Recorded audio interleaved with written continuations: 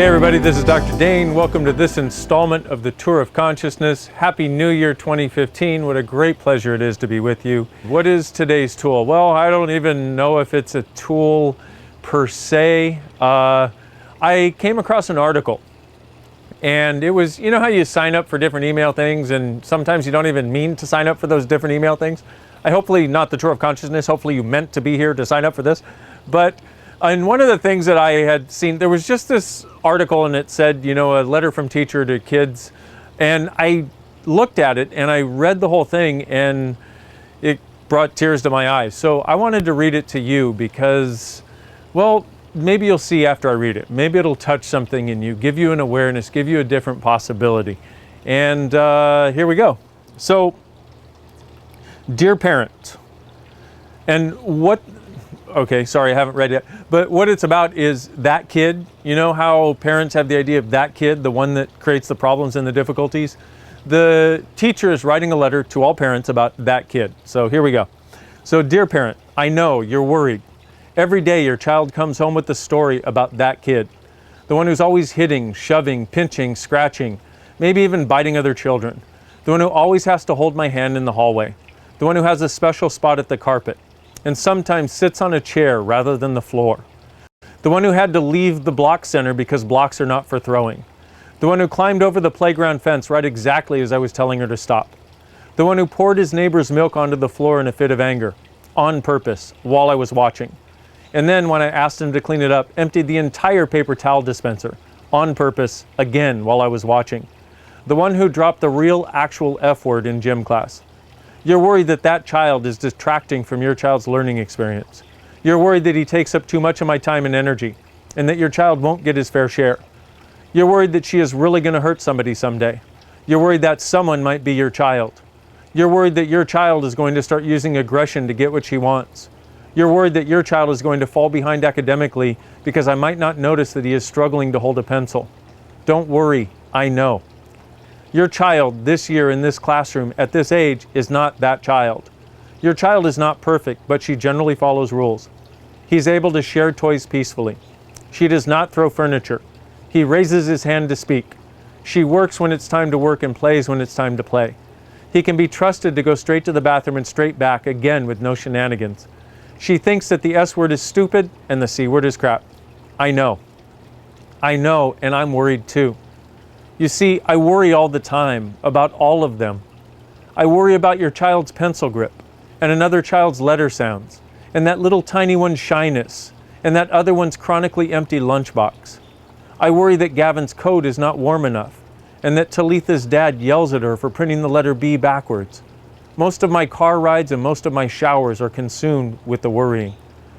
But I know you want to talk about that child, because Talitha's backward B's are not going to give your child a black eye. I want to talk about that child too, but there are so many things I can't tell you. I can't tell you that she was adopted from an orphanage at 18 months. I can't tell you that he is on an elimination diet for possible food allergies and that he's hungry all the time. I can't tell you that her parents are in the middle of a horrendous divorce and she's been staying with her grandmother. I can't tell you that I'm starting to worry that grandma drinks. I can't tell you that his asthma medication makes him agitated. I can't tell you that her mom is a single parent and so she, the child, is at school from the moment before care opens until the moment after care closes, and then the drive between home and school takes 40 minutes, and so she, the child, is getting less sleep than most adults. I can't tell you that he's been a witness to domestic violence. That's okay, you say. You understand I can't share personal or family information. You just want to know what I'm doing about that child's behavior. I would love to tell you, but I can't. I can't tell you that she received speech-language services, that an assessment showed a severe language delay, and that the therapist feels the aggression is linked to frustration about being unable to communicate. I can't tell you that I meet with his parents every week, and that both of them usually cry at those meetings. I can't tell you that the child and I have a secret hand signal to tell me when she needs to sit by herself for a while. I can't tell you that he spends rest time curled in my lap because, quote, it makes me feel better to hear your heart, teacher, end quote. I can't tell you that I've been meticulously tracking her aggressive incidents for 3 months and that she has dropped from 5 incidents a day to 5 incidents a week. I can't tell you that the school secretary has agreed that I can send him to the office to quote-unquote help when I can tell he needs a change of scenery. I can't tell you that I've stood up in a staff meeting and with tears in my eyes begged my colleagues to keep an extra close eye on her, to be kind to her even when they're frustrated that she just punched someone again, and this time right in front of a teacher. The thing is, there's so many things I can't tell you about that child. I can't even tell you the good stuff. I can't tell you that his classroom job is to water the plants and that he cried with heartbreak when one of the plants died over winter break.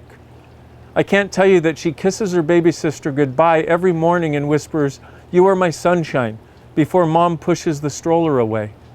I can't tell you that he knows more about thunderstorms than most meteorologists. I can't tell you that she often asks to help sharpen the pencils during playtime. I can't tell you that she strokes her best friend's hair at rest time. I can't tell you that when a classmate is crying, he rushes over with his favorite stuffy from the corner. The thing is, dear parent, that I can only talk to you about your child. So what I can tell you is this: if ever, at any point, your child or any of your children becomes that child, I will not share your personal family business with other parents in the classroom. I will communicate with you frequently, clearly, and kindly. I will make sure there are tissues nearby at all of our meetings, and if you let me, I will hold your hand when you cry. I will advocate for your child and family to receive the highest quality of specialist services, and I will cooperate with those professionals to the fullest possible extent. I will make sure your child gets extra love and affection when she needs it most. I'll be a voice for your child in our school community. I will, no matter what happens, continue to look for and to find the good, amazing, special, and wonderful things about your child. I will remind him and you of those good, amazing, special, wonderful things over and over again. And when another parent comes to me with concerns about your child, I will tell them all of this all over again. With so much love, teacher. You know, the next time you look at someone who is that child who has grown into that adult, maybe you might consider having the kindness of realizing you haven't ever walked a world in their shoes.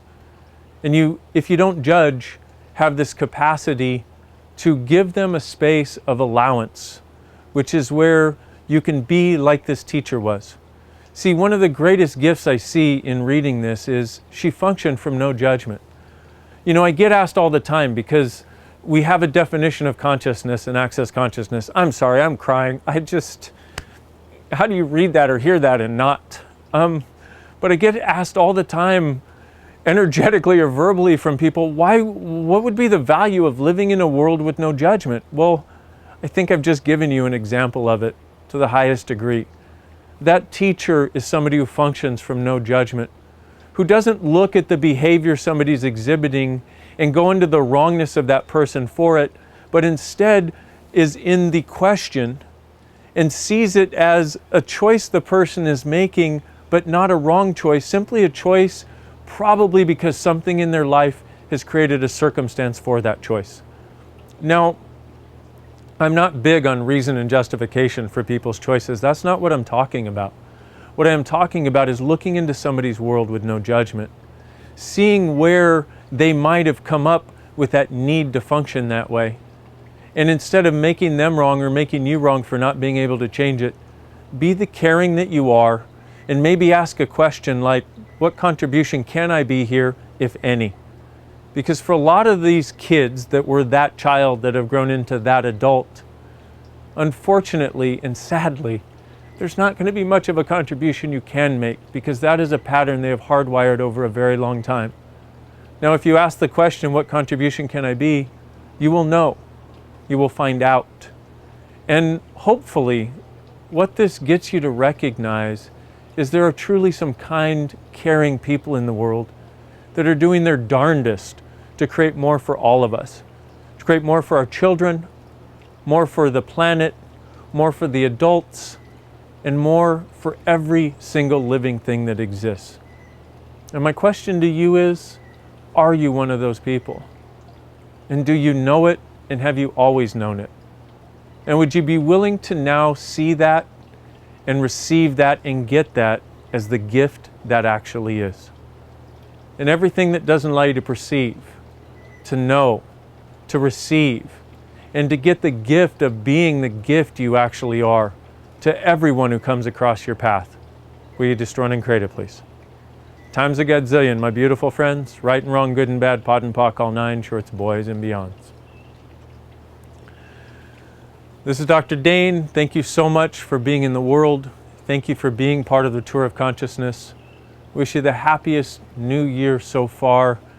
And may this new year not just be a new year, but a beginning of a new life, living in reality that is everything you've always hoped it could be and everything you've always known you could create. What if you, truly being you, are the gift, the change, and the possibility this world requires?